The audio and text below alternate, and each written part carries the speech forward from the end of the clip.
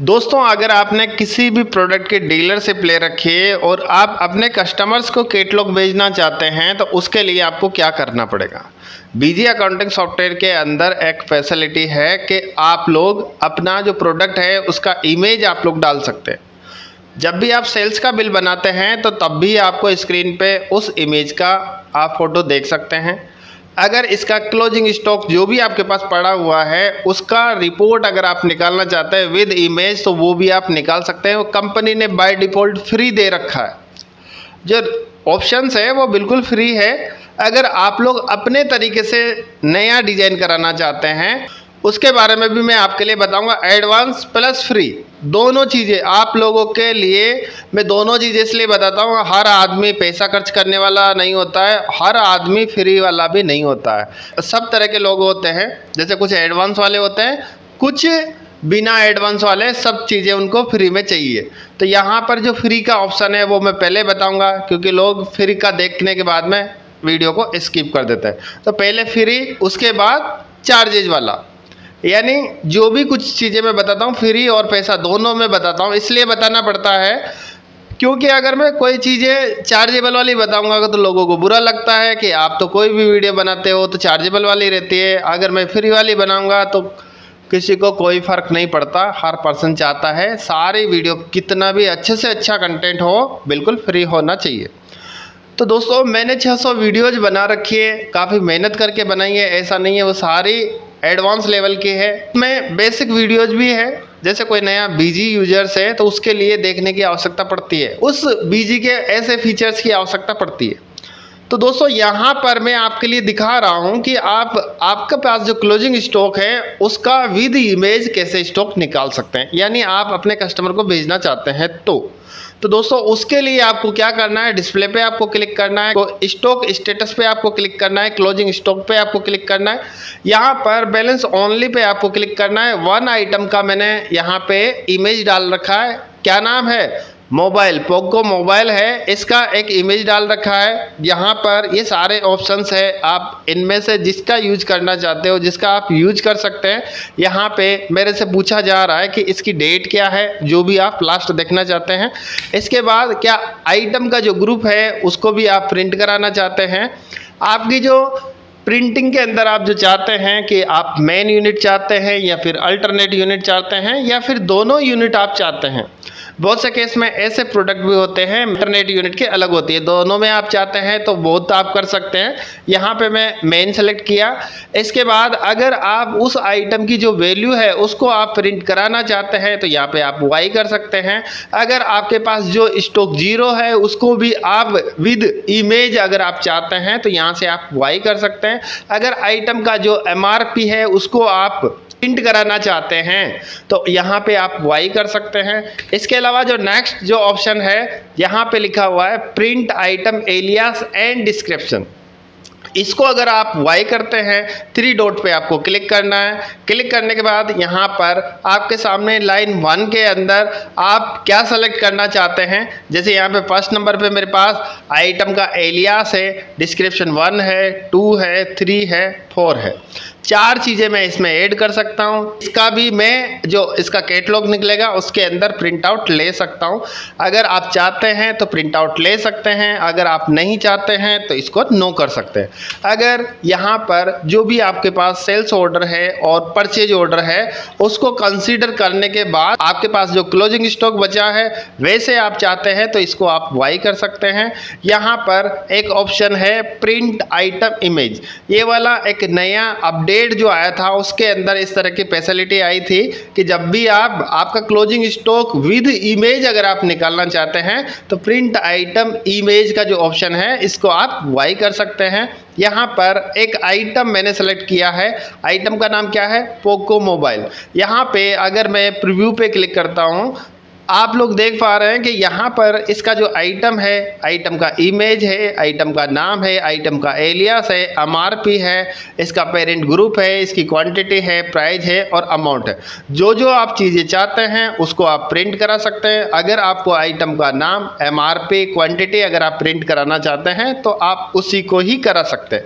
यहाँ पर मैं क्या करता हूँ, कि इसका जो ग्रुप है उसको मैं प्रिंट नहीं कराना चाहता, यहाँ पे मैं मेन यूनिट रखना चाहता हूँ, यहाँ पे इसकी वैल्यू को प्रिंट नहीं कराना चाहता, यहाँ पे इसकी एमआरपी को प्रिंट नहीं कराना चाहता, एलियास को भी मैं प्रिंट नहीं कराना चाहता। इसके बाद जैसे मैं क्लिक करता हूँ, क्लिक करने के बाद आप लोग देख पा रहे हैं कि यहाँ पर मेरे सामने ओनली आइटम का नाम एंड इमेज शो हो रहा है और इसका जो स्टॉक है 44 पीस का स्टॉक है। ये बीजी का बाय डिफ़ॉल्ट फ्री है, आप लोग इसका यूज़ करके आप अपने कस्टमर के लिए आप पीडीएफ बना के आप भेज सकते हैं। मैंने जो बनाया है किसी कस्टमर का रिक्वायरमेंट था लेकिन वो अलग तरीके से चाह रहे थे, मैंने जो बनाया जो अभी फाइनल नहीं हुआ है तो मैंने सोचा लोगों के लिए बताया जाए कि बीजी अकाउंटिंग सॉफ्टवेयर के अंदर आप इस तरीके से डिजाइन करा सकते हैं, यानी आप लोग इस तरीके से कैटलॉग निकाल सकते हैं। तो जो भी जितने भी आपके आइटम्स है, आइटम्स की जो क्वांटिटी जो रहेगी कितनी रह सकती है, मैक्सिमम 3 रख सकते हैं, 4 रख सकते हैं, 5 रख सकते हैं। इससे ज़्यादा आप रखना चाहते हैं तो आपके आइटम छोटे हो जाएंगे, आइटम का जो इमेज है वो छोटा हो जाएगा और आपको अच्छे से दिखाई नहीं देगा। जबकि आपको ये जो प्रोजेक्ट है आपको अपने कस्टमर को पीडीएफ भेजना है तो पीडीएफ आप बड़ा भी भेज सकते हैं, छोटा भी भेज सकते हो ताकि सामने वाले को अच्छे से समझ में आ जाए। यहाँ पर जो मैंने जो बनाया है उसके बारे में मैं आपके लिए बता देता हूँ। मैंने क्या किया है, कंपनी का जो डिफ़ॉल्ट सिस्टम है उसके बारे में आप लोगों के लिए बताया है, लेकिन अब मैं आपके लिए जो मैंने जो डिज़ाइन किया है उसके बारे में आप लोगों के लिए बताऊँगा। 2 तरह के पैटर्न्स मैंने डिज़ाइन किए हैं, दोनों तरह के बारे में मैं आपके लिए बताऊँगा। यहाँ पर मैंने क्या किया है, जिसका भी कैटलॉग बनाना है उस आइटम को मेरे को सेलेक्ट करना है। सेलेक्ट करने के बाद आप चाहे उसका सेल्स ऑर्डर के अंदर यूज कर सकते हो, चाहे परचेज ऑर्डर के अंदर यूज कर सकते हो, चाहे कोटेशन के अंदर आप यूज कर सकते हो। जिसका कैटलॉग आपको बनाना है उसका एक एक आइटम्स आपको सेलेक्ट करना है। सिंगल सिंगल आप सेलेक्ट नहीं करना चाहते हैं तो आप लोग एक ग्रुप सेलेक्ट करें, उसमें डिफ़ॉल्ट 1 क्वांटिटी ऑटोमेटिक आ जाएगी, उसका एक एक्सपोर्ट करके आप पीडीएफ बना सकते हैं और आप अपने कस्टमर को सेंड कर सकते हैं। तो दोस्तों यहाँ पर जो मैंने बनाया है उसके बारे में आप लोगों के लिए बताऊंगा।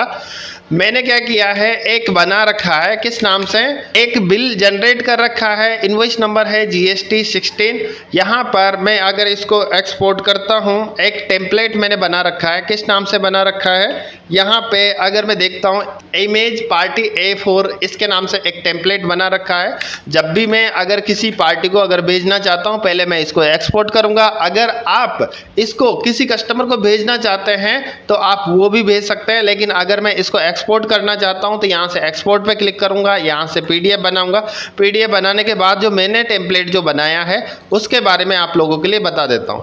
यहां पे कस्टमर का क्या नीड था कि जो कस्टमर है वो उस आइटम के 3 इमेज वो ऐड करना चाहता है। तो यहां पर मैंने क्या किया है, एक आइटम एक लिया है, जो एक कैटलॉग जो रहता है, कैटलॉग के अंदर आइटम का नाम, आइटम का इमेज, सेल प्राइस, उसका जो नीड था उस हिसाब से। अभी जैसे इसमें आइटम का मटेरियल सेंटर यहाँ पे कैसे आएगा, अगर आइटम वाइज मटेरियल सेंटर का आप यूज करोगे तो इसमें आएगा। लेकिन इसमें मेन जो चीज़ें हैं, आइटम का एमआरपी रख सकते हैं, सेल प्राइस रख सकते हैं और उसका यूनिट रख सकते हैं, आइटम का इमेज रख सकते हैं, आइटम का नाम रख सकते हैं। इसमें मटेरियल सेंटर की मेरे हिसाब से आवश्यकता नहीं है। तो इसका अगर इस तरह का मैंने बनाया है तो लोगों के लिए बताया जाए, ताकि लोगों को अगर किसी भी प्रकार का आइटम के इमेज से संबंधित अगर नीड है तो वो लोग डिजाइन करा सकते हैं और उनको आइडिया मिल जाएगा। मैंने क्या किया, यहाँ से अगर मैं इस पर क्लिक करता हूँ, एक ही आइटम को मैंने 6 बार सेलेक्ट किया है ताकि ये और अच्छे से दिखाई दे। तो दोस्तों आप लोग देख पा रहे हैं कि अकाउंट सोर्स सॉल्यूशन मैंने यहाँ पे लिख रखा है आइटम कैटलॉग लिस्ट। आप लोग भी ऐसे जो भी आपके प्रोडक्ट्स हैं उनके इस तरीके से कैटलॉग बना के आप अपने कस्टमर को भेज सकते हैं। दोस्तों ये जो कैटलॉग है वो आपने देख लिया है। दूसरा जो कैटलॉग है वो भी मैं आपके लिए बता देता हूँ। Alt P प्रेस किया, एंटर करने के बाद जो टेम्पलेट का नाम है इमेज के बाद ये वाला दूसरा टेम्पलेट है, मैंने यहाँ पे एक्सपोर्ट पे क्लिक किया। एक्सपोर्ट पे क्लिक करने के बाद ये मैंने अलग पैटर्न पे बना रखा है। आप लोग देख पा रहे हैं कि यहाँ पर इसको अगर आप देखते हैं तो कस्टमर का क्या नीड था कि मेरा एक आइटम के 3 तरह के वेरिएंट्स रहेंगे। तो मैंने यहाँ पे क्या किया है, एक जो आइटम है मोबाइल, उसको 3 अलग अलग तरह के इमेज डाउनलोड किए। उसके बाद पावर पॉइंट के अंदर जाके उसको एक एक करके मैंने ऐड किया। ऐड करने के बाद उसका एक इमेज बनाया। इमेज बनाने के बाद इसका यूज किया है।